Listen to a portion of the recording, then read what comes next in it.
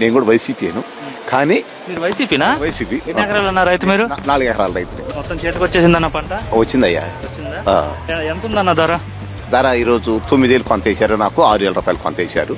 ఒక చెక్కు మాత్రం 12,000 రూపాయలు వేసారు. 12,000 రూపాయలు. మొన్నటిదాకా ఎవరు కొనేవాళ్ళు లేక నానా బాధపడ్డాము.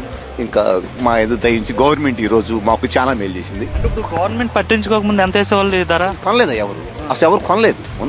ముందు వచ్చి ప్రైవేట్ కంపెనీలు ఎవరు కొనలేదు. ఇది అమ్ముకుంటే కానీ డబ్బు రావు. నేను 4 ఎకరాలు పొలం అయితే దగ్గర 4 లక్షల రూపాయలు పెట్టుబడి అయింది. నేను ఈ రోజు గవర్నమెంట్ అమ్ముకున్నా చెప్తే ఎవరికి రూపాయి అమ్మలేదు, బయట అమ్మలేదు. ఇప్పుడైనా ఇలాగా గవర్నమెంట్ వచ్చేసి ముందుకు వచ్చి కొనడం జరిగిందా పొగాకు? లేదు, అంతమంది ఎవరు కొనలేదు. ఈరోజు కొన్నారు.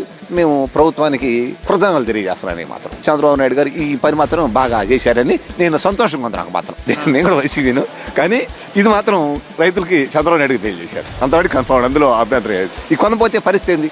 ఏం చేసుకున్నాను? ఈ పోక నేను ఏం చేసుకునేవాడిని? చంద్రబాబు నాయుడు గవర్నమెంట్ ఈరోజు కొనపోతే నేను నానా ఇబ్బంది పడేవాడిని.